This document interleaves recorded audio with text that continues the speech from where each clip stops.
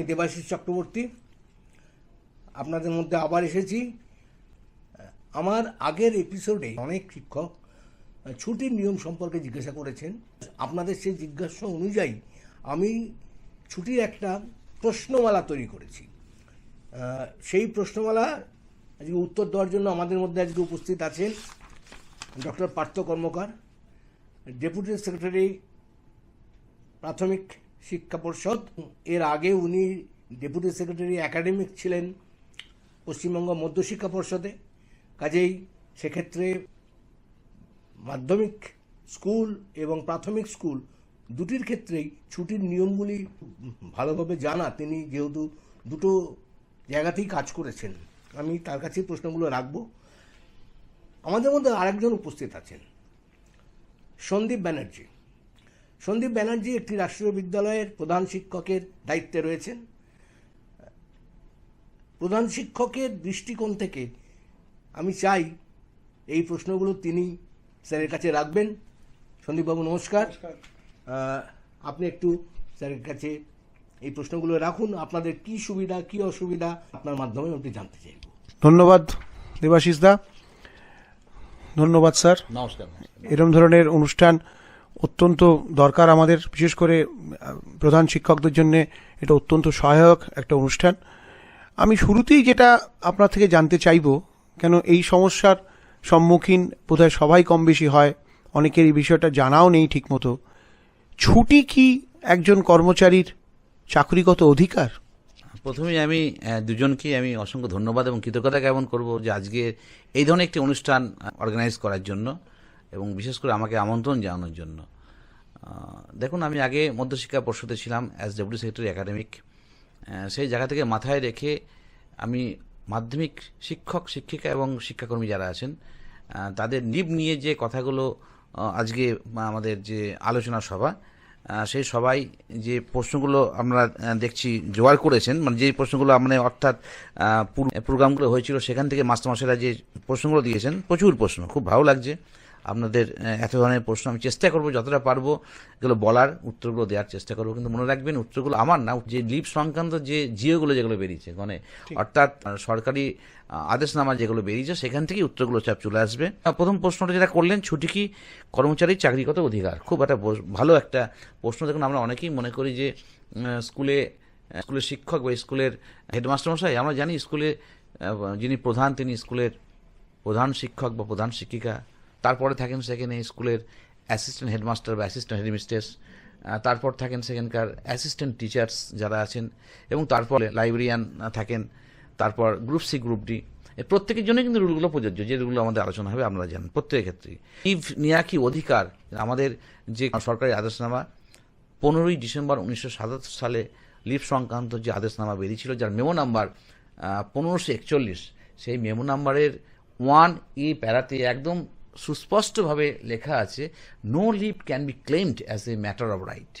কাজেই কিন্তু আমরা কোনো লিভ, এটা আমার অধিকার, আমি আমার ইচ্ছা হলো আমি গেলাম না, আমি ছুটি নিয়ে নিলাম, এটা কিন্তু আমরা করতে পারি না।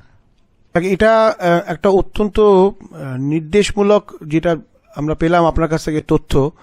আমার ধারণা অনেকের যে ভুল ধারণাটা আছে, সেই ভুল ধারণাটা হয়তো ক্রমশই কেটে যাবে এবং আমরা এটা বুঝতে পারবো যে এটা কখনোই আমাদের অধিকার নয়। সেই জন্যে আমাদের পরবর্তী প্রশ্ন, ছুটি অধিকার না হলেও কর্মচারীরা ছুটির জন্য দরখাস্ত করেন। কি কি ছুটির জন্যে কর্মচারীরা দরখাস্ত করতে পারেন?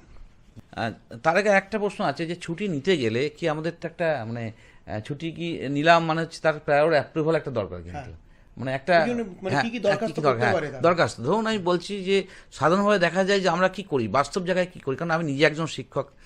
প্রথমে আমি বিদ্যালয়ের অ্যাসিস্ট্যান্ট টিচার হিসেবে যোগদান করেছিলাম, তারপর গভর্নমেন্ট এডেড কলেজ, তারপর সরকারি কলেজ, বিভিন্ন জায়গাতে আমার যে কি বলবো অভিজ্ঞতা, সেই অভিজ্ঞতা থেকেই আপনার সঙ্গে আমি কিছু শেয়ার করছি। সাধারণত দেখা যায় যে স্কুলে ধরুন সিএল এর ক্ষেত্রে অ্যাপ্লিকেশন কিন্তু খুব কম টিচার অ্যাপ্লিকেশন দেন। তা অ্যাপ্লিকেশন কিন্তু মাস্ট দিতেই হবে, কিন্তু সিএল নি বা সিসিএল নি বা আপনার ম্যাটারনিটি লিভ, প্রতিটি ক্ষেত্রে কিন্তু আমার কিন্তু অ্যাপ্লিকেশন দিতেই হবে। মেডিকেল লিভ নিয়ে অ্যাপ্লিকেশন দিতেই হবে, তারপরে হেডমাস্টারকে জানাতে হবে, স্যাংশন হলেই কিন্তু আমি সেই লিভটা পাবো। আর এখন যে কী কী লিভ, কত ধরনের লিভ যেটা আছেন, যেটা বলছেন, সেটা হচ্ছে বাংলা এবং লিভগুলোর নাম বাংলা এবং ইংরাজিতে দুটোতেই বলছি যাতে সুবিধা হবে আমাদের।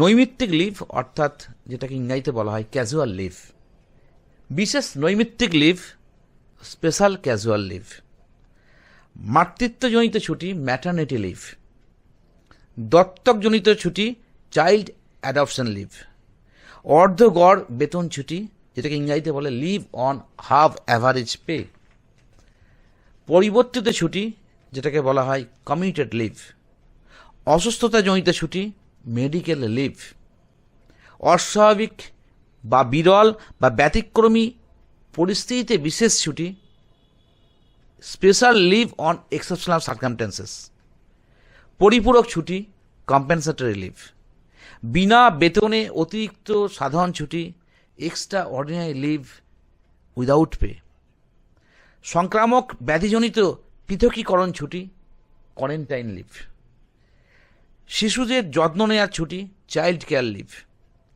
পিতৃত্বকালীন সহ শিশুর প্রতি যত্ন নেওয়ার জন্য ছুটি প্যাটার্নিটি কাম সিসিএল, লিয়েনজনিত ছুটি লিভ অন লিয়েন এবং চাকুরিতে যোগদান সংক্রান্ত ছুটি যেটাকে বলা হয় জয়েনিং লিভ।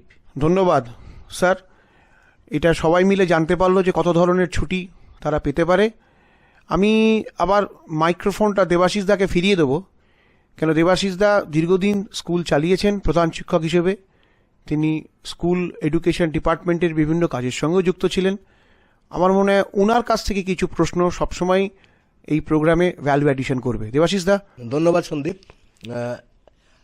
সিএল এবং মেডিকেল যে লিভগুলি আমরা সব খুব বেশি পরিচিত, এদের একটা বাৎসরিক সময়কাল আছে যে সিএলটা কিভাবে হিসাব করা হয় আর মেডিকেলটা কীভাবে হিসাব। স্যার একটু এই ব্যাপারটা যদি একটু বুঝিয়ে বলেন। হ্যাঁ, খুব ভালো প্রশ্ন করেছেন। সিএল নেওয়ার ব্যাপারটা আমরা জানি যে ধরুন মাস্টারমশাই তো কি বলবো জানুয়ারির প্রথমেই জয়েন করেন না, প্রথমেই যে জয়েন করবেন যে 2 তারিখে বা 3 তারিখে তা তো না। মাস্টারমশাই জয়েন করতে পারেন মে মাসে, জয়েন করতে পারেন জুন মাসে, জয়েন করতে পারেন যখন রেকমেন্ডেশন পাবেন, তারপর অ্যাপয়েন্টমেন্ট লেটার পাবেন, তারপর তো তিনি জয়েন করবেন। ঘটনাটা ঘটে কি, ধরুন সিএল মেডিকেল এজ লিভ আমাদের কিন্তু কিছু লিভ আছে, সেটা হচ্ছে যে আপনার ক্যালেন্ডার অনুযায়ী করতে হয়, একাডেমিক ক্যালেন্ডার অনুযায়ী।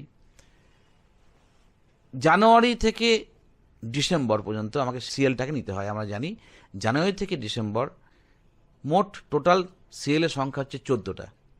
কোনো টিচার যদি ধরুন মে মাসে বা জুন মাসে জয়েন করেন, সেক্ষেত্রে তিনি কিন্তু এই আনুপাতিক হারে কিন্তু তিনি ছুটিটা পাবেন, অর্থাৎ প্রপোর্শনেট হারে তারা কিন্তু ছুটিটা পাবেন।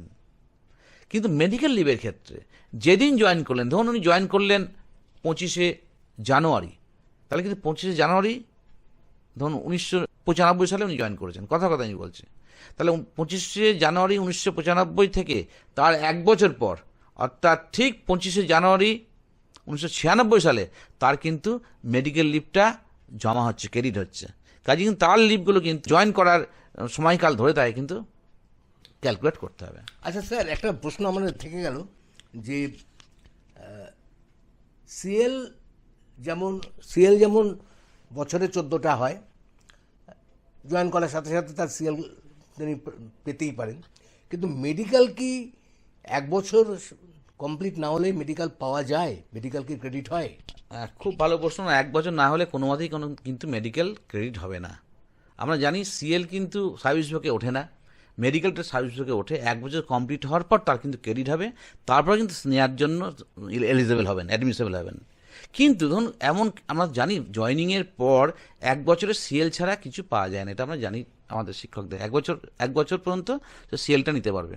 ধরুন এমন কিছু ঘটনা ঘটলো, কথা বলছি, ধরুন কোনো একজন শিক্ষকের ধরুন হঠাৎ আজ থেকে কোনো অ্যাক্সিডেন্ট হয়ে গেল, উনি পা ভেঙে গেছে, উনি আর হাঁটতে পারছেন না, আসতে পারছেন না, ডাক্তারবাবু বলছেন যে উনি স্কুল যেতে পারবেন না এখন, বা এমন একটা রোগ হয়ে গেল যার জন্য ওনাকে বেড রেস্ট কমপ্লিট দরকার 10 দিন বা 15 দিন, হাতে ছুটি নাই।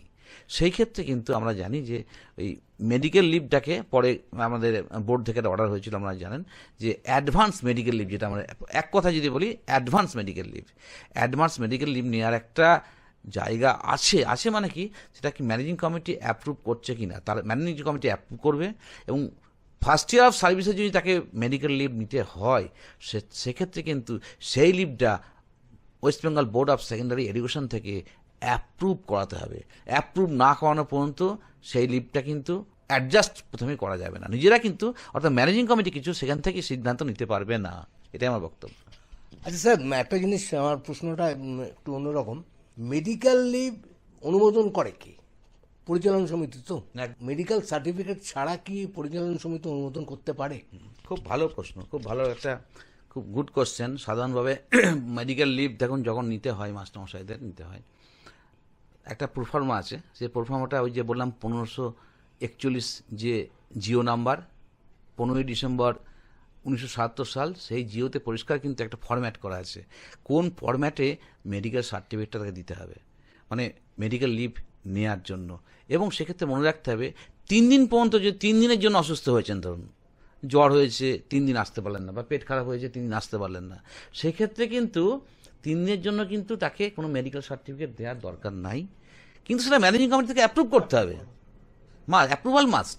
আর যদি 3 দিনের বেশি হয় সেক্ষেত্রে মেডিকেল সার্টিফিকেট লাগবে, এবং মেডিকেল সার্টিফিকেটের প্রোফার্মাটা দেওয়া আছে। এবং নট অনলি দ্যাট, যখন তিনি সুস্থ হবেন, ধরুন 10 দিন মেডিকেল লিভ নিলেন, তা লিভ নেওয়ার আগে ডাক্তার তো বলছেন যে অসুস্থ, সেই ফরম্যাটে চিঠি দিয়েছেন, লিভ স্টার্ট হলো, বিফোর জয়নিং তার কিন্তু সুস্থ হয়েছেন, সে ফিট সার্টিফিকেট, যেটা বলা হয় fit certificate by the competent authority, সেটা নিয়ে কিন্তু আবার প্রডিউস করতে হবে, তারপর আপনার তিনি জয়েন করতে পারবেন।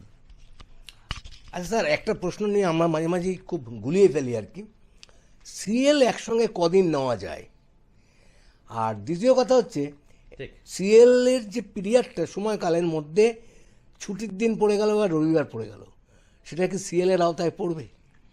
খুব ভালো প্রশ্ন বলেছেন।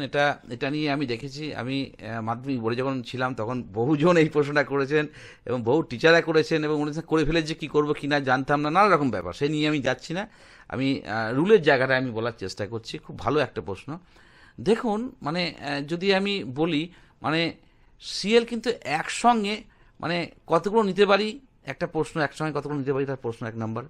2 নম্বর হচ্ছে, ধরুন আমি নতুন সার্ভিসে জয়েন করলাম, ধরুন কি আগস্ট মাসে জয়েন করলাম, প্রথম জয়েন করলাম আগস্টে, নিয়ম অনুযায়ী তো 1টা বা 2টো, সাধারণত কি হয় যে প্রপোর্শনের ছাড়ে দেখে যে বছরে তো 14টা, তাহলে 1 মাসে 1টার বেশি, মানে 2টো ম্যাক্সিমাম দেবো, অনেক সময় হেডমাস্টাররা বলেন।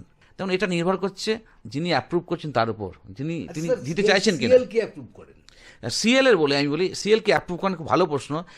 টিচার, নন টিচিং স্টাফ, তাদের জন্য সিএলটা অ্যাপ্রুভ করেন স্কুলের প্রধান শিক্ষক বা প্রধান শিক্ষিকা।